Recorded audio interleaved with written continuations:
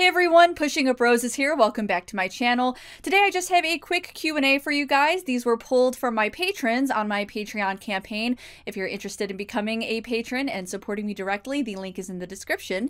And actually, a Murder, She Wrote episode was supposed to go up today, but it has been completely blocked and claimed, so I'm waiting for that to clear. So in the meantime, here's me answering some questions. How are you? I am hanging in there the best I can. Thank you for asking. How do you feel about games that break the fourth wall with characters knowing they're in a video game? I'm not sure how I feel about that, actually. The most recent game I can think of that did that was Thimbleweed Park, and that's just kind of a Ron Gilbert thing. Oh, by the way, spoilers! Spoilers for Thimbleweed Park! So in that game, the characters do find out they're in a video game, and I didn't like it at first because you get so involved with the story, you know, that was supposed to be the twist, and you get really involved with these characters and the world that was built. And so yeah, it's a little disappointing that the characters would just suddenly break the fourth wall and be kind of all-knowing. But I've since come to respect and appreciate that kind of stuff. Interestingly, one of my favorite shows breaks the fourth wall all the time, and that's The Monkees. They're always joking about something being in the script or reading off of the script or talking directly to the director. So I really like it when it's comedic. When it's not comedic and when it's slightly dramatic, I think I have less patience for it. And in the case of the Ron Gilbert stuff, that's just kind of how he does it. That's just his vision. So I didn't like it at the time with the example of Thimbleweed Park, but I have come to respect and appreciate the decision of the developer. What is your go-to game when a depression spell seeps in? I have 3 games I go to if I'm not feeling well. The Dagger of Amon-Ra, purely for nostalgia's sake. Quest for Glory 5, because I am obsessed with that game. And Stardew Valley. And I cautiously recommend Stardew Valley because if you tend to get addicted to that kind of gameplay, something that's not as finite as an adventure game, it can be a little... it can be a problem. It's a problem for me. I have OCD, so I have to make sure that I can kind of set a timer on that one, but I find it extremely engaging, great for depression, keeps my mind active, and honestly, Quest for Glory 5, I will play that all night. I know it's the least liked of the Quest for Glory games, but I will play every class, especially the thief, so I can blackjack the guards and rob the bank not only once, but twice. And then I'm happy again. I know I learned so much about video game history and how games both succeed and failed with important issues like mental illness from your gaming analysis videos. Do you plan on incorporating more of the history, theme, message, style analysis from your gaming reviews into the newer retro TV reviews?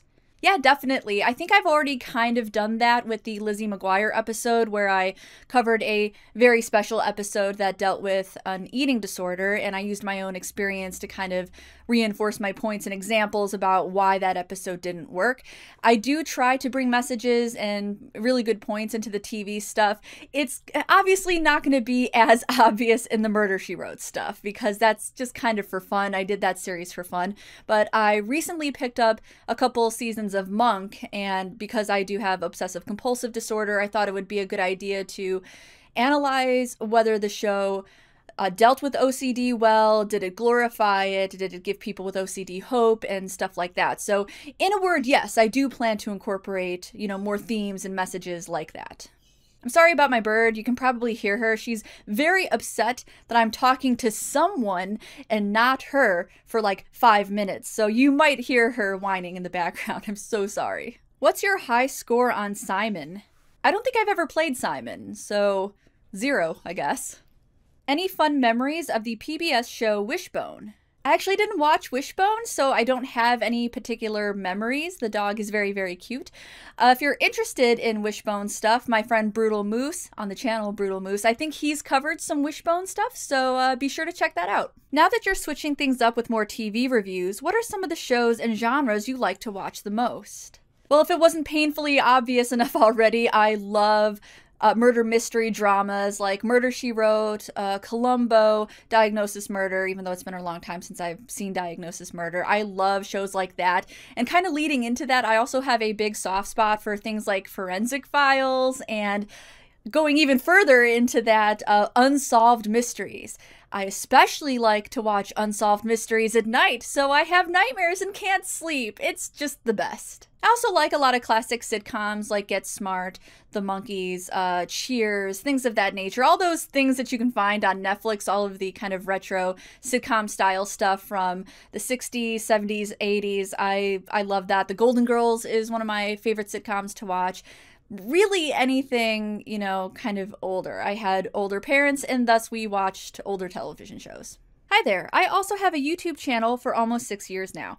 My content is a mix of other people's content that I follow and admire, combined with my own tastes and ideas.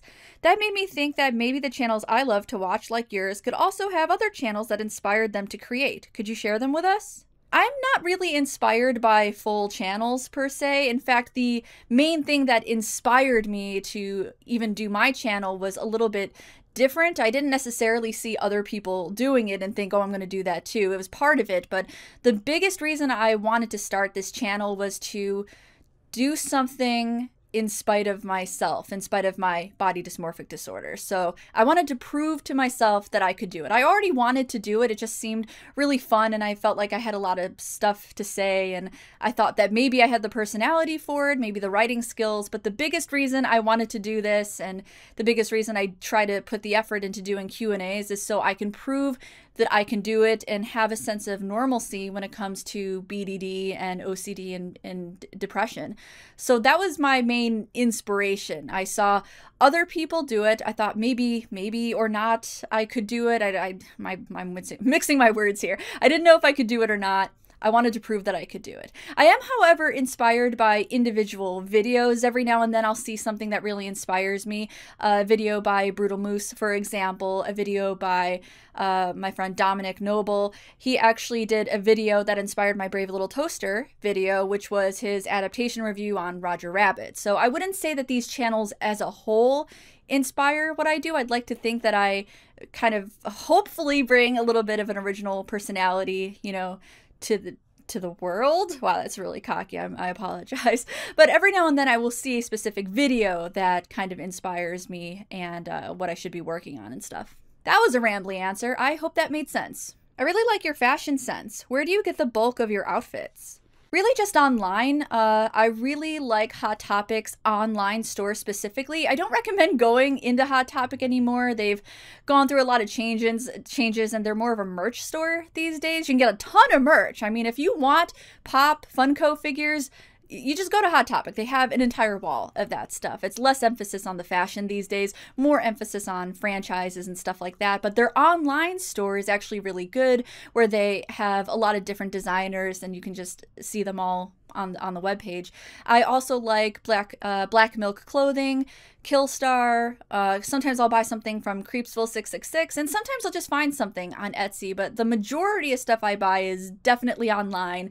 I definitely hop around kind of the more goth stores, and if I find something I like, I just buy it and hope for the best. This may sound obvious, but what's your favorite episode of Murder, She Wrote and why? I'm not sure I really have a favorite episode because Murder, She Wrote is the type of show that it's just consistently really good the whole time. Like, there's not like a standout episode and there's not like a worst episode or anything like that. Well, with the exception of that one that went off the rails, which is on my channel, but it's just kind of like consistently good. You know, I'll put on Murder, She Wrote and just kind of binge all of the episodes. If I really had to pick one that maybe stood out a little more than the others, this may be cheating, it's the pilot, the very first episode. That one was really well done. It really set the tone for the rest of the series, and a lot of people ask me how they should start getting into Murder, She Wrote. They are kind of contained stories, so you don't necessarily have to go in order, but I still recommend people the first episode. I think it's really well done and really entertaining. Who is your favorite author? Is it Harlan Ellison or Agatha Christie? You talk about them a lot. I don't think I talk about Harlan Ellison a lot, actually. I definitely talk about Agatha Christie a lot. I don't think I talk about Harlan very often.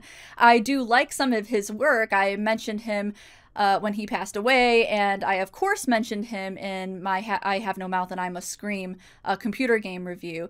But probably my top 3 authors are Stephen King, Agatha Christie, and Terry Pratchett. What is your favorite and least favorite version of Sherlock Holmes? I'm actually not really a big Sherlock Holmes fan. I haven't seen a lot of versions of the character, so I'm afraid I can't really answer that. The only thing I've seen in full is Sherlock with Benedict Cumberbatch, and I haven't even seen the movies with Robert Downey Jr., kind of the newer movies, so I'm afraid I can't answer that one, sorry. Are there any modern murder mysteries that you're able to recommend? It's tough to get a believable closed circle mystery now that everyone's got smartphones 24/7.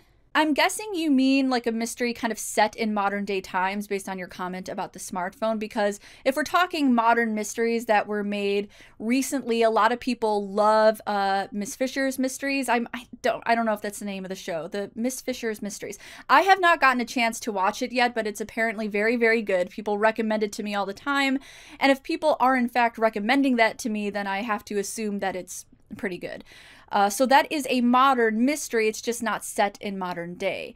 I don't really know of any kind of modern day mysteries, with the exception of things like crime television, such as Law and Order, things like that. The Law and Order shows that are still going. SVU is still going. I can recommend some good modern mystery games that I think work really well with the mechanic. Things like Her Story, Contradiction, Unavowed is kind of a mystery game as well. But yeah, you're right. It is kind of hard to make a modern day mystery. Have you ever anticipated the mileage you got and will get out of that image of the man impaled on that porcupine? I never in a million years thought that when I started doing this, I would use that image of Spiny Norman, the porcupine with the dead man impaled on him, so many times, but I could not be happier with it. I will continue to use that image in so many future videos, and it will be a part of my legacy. Spiny Norman, as pictured here on the screen that I will be a part of my legacy long after I've left this world. If you could be a weird creature of any kind, aka the willingly able to transform back and forth variety, as opposed to the become a bloodthirsty, uncontrollable beast variety, which half animal form would you choose and why? I'm thinking like a weird crow or a weird raven of some kind, because they're super smart, super cunning and intelligent. I could have these really large iridescent black wings kind of sprouting from my back, like my upper half, and I don't know if I would have a beak on my face. That might be a little weird, I'm not sure, but just imagine a giant lumbering half bird person. That's basically the most badass answer I could give. Your thoughts on Dick Van Dyke's Diagnosis Murder? Well, Dick Van Dyke is a legend. I love Dick Van Dyke. He is absolutely fantastic. It's actually been a long time since I've seen Diagnosis Murder. I've been kind of on more of the Murder, She Wrote binge and Columbo binge these days. I think I kind of am drawn to those a little bit more. But from what I remember, I really loved watching Diagnosis Murder, especially with my grandparents. And again, I love Dick Van Dyke. Total legend. I'm going to have to cover that on the channel someday, and I'm totally aware of it because I get a lot of questions about Diagnosis Murder, so stay tuned for that. When I was younger, a book my dad and I shared was Just Me and My Dad by Mercer Mayer. Is there any book you can remember having special significance for you and your father? I also have a book like that called Just My Grandma and Me, and it was very adorable. Those books are very, very cute, especially for young kids. As for books I've shared with my dad, well, we read a lot of Stephen King together, and the first Stephen King book he recommended me back in elementary school, thanks Dad, I was way too young for that, was Misery. And I brought Misery to silent reading in elementary school and promptly got in trouble for it, and I was told to bring the book back home, and my dad's like, why would they do that? This is a good book. And I'm like, Dad, please.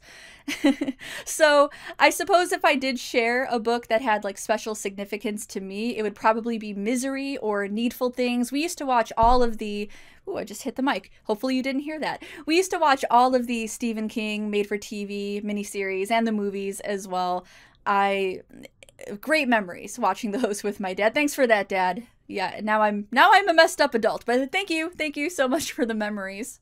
What's your favorite book in the Callahan series? This is going to sound really kind of cliche and boring, but it's definitely the first book, Callahan's Crosstime Saloon. It's what got me into the book series as a whole. Least favorite Murder, She Wrote episode and why?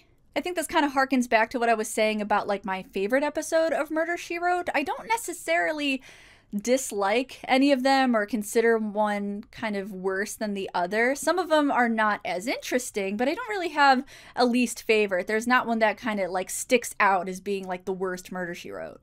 I've been struggling with bulimia since I was 12 and had to go to inpatient at the end of high school when it got really bad. It hasn't been as bad since then, but I have problems with binge eating and regular purging relapses. I'm going on 14 years of bulimia and my esophagus is so done with me right now. I know every recovery process is different, but do you have any tips or tricks that have helped you through your journey? Well, first of all, I am so sorry that you're going through that, and thank you for being brave enough to say that and to ask me, ask me for some advice on it. That's very brave of you to do so. I was bulimic for a little over 12 years myself, and even the recovery process was very, very difficult. I did have a couple relapses during the recovery process. Nothing that really put me back into kind of the intensity of what it was for those 12 years, but the temptation is always, and the temptation's always there, and it's still there today, even though I'm physically recovered. I don't know if this will be helpful or not, but I do want to say that the thing that really got me to stop was I was actually too exhausted to keep purging. That's kind of how severe it was for me. I was actually too tired to even make my way to the bathroom after eating. I was too weak to even throw up anymore. And I think that kind of lit the fire under my butt, is that I was just so exhausted. I couldn't even keep up with my own illness. You know what I mean? It was a really bad time. I kind of hit rock bottom. I don't want you to hit rock bottom. I don't want it to come to that.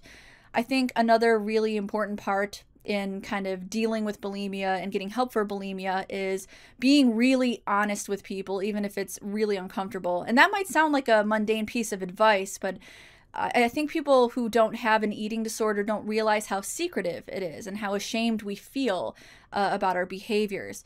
So it's super important you talk to anybody that's close to you, a loved one, people online, a family member, a significant other, so that they can kind of keep an eye on you. I know that kind of feels almost like an invasion of privacy, but I assure you that people are only looking out for your well-being. You know, let people know what your behaviors are. When do you find yourself going to the bathroom? Do you find yourself not being able to control your eating? Let people know what you're doing so they can kind of keep an eye out on you and kind of intervene if they have to, you know. It's super important to just be honest with the people who are around you and have a really, really strong support system. And of course, if it's in your means, I absolutely recommend getting therapy, even if it's just someone to talk to once a week or something like that, so that you can get out your problems, get out your stress, so that you're not taking it out on food and purging all of the time. And I absolutely hope that you can recover. I know you can. I know how difficult it is. I've been recovered for 5 years, and it's still extremely difficult to resist temptation sometimes, but you have my sympathy and my empathy and my encouragement, because I know you can recover, and I wish you all the best of luck. I sincerely do. I have been in a pretty bad rut in my life for a number of years. I found trouble holding on to employment, and also my motivation has been at an all-time low. Do you have any tips for getting motivated to advance yourself? I think I've talked a little bit about motivation in another Q&A video, so this might sound like I'm repeating myself, but for new viewers, it should be fresh. I find motivation really difficult. I'm not sure how I ever get myself motivated to do something, because it's almost kind of an overrated concept. The only way I can get stuff done is if I absolutely force myself to do it. And I know that is a cop-out answer, but I don't know if there's a magical way to just get yourself motivated. However, there is one thing that I kind of go back to. It's going to sound so morbid, but I assure you it's not. It's going to sound really bad, but I like to consider my mortality a lot, and not in a bad way, not in a way that like, oh God, I'm going to die and everything is hopeless. Not like that, but I know that I'm gonna die, and I have so much shit that I need to do, and I have so much to say and bring into the world, and I need to do it now. I need to do it before I die. I think as a suicide survivor, I have that kind of perspective. I almost died a few times, and now I want to make sure that that doesn't happen again, and that I'm putting good stuff into the world while I have time to do it. And that's kind of the perspective I have. So I wish to transfer this perspective to you somehow, and I hope that you can do it as well. You know, life is short. There's a lot to do in life. There's so many things to do and say and give to the world and people to meet. And so remember your mortality. Don't think about it too much. Like, don't depress yourself, but think about it, and maybe that'll light a fire under your butt. What would you name your pet dragon? Okay, so I sat here for literally 5 minutes thinking about what I could possibly name a pet dragon if I did in fact have a pet dragon, and I came up with nothing. Absolutely nothing. I can't name a YouTube channel, I can't name a show, and I definitely cannot name a pet dragon. So the poster who's asking me this actually has a cat named Sir Terry, named after Terry Pratchett, so I'm just gonna copy him, much like how I copied my Brave Little Toaster format from his Lost in Adaptation format. I'm just gonna copy him and say that I would name my pet dragon Sir Elton John. Alright guys, that just about does it for this Q&A. Hopefully it wasn't too rambly and you enjoyed yourself. Stay tuned, keep an eye out for the next Murder, She Wrote episode. I'm hoping it'll be released in the next couple days. And as always, thank you guys so much for watching, and I'll see you in the next one. Bye.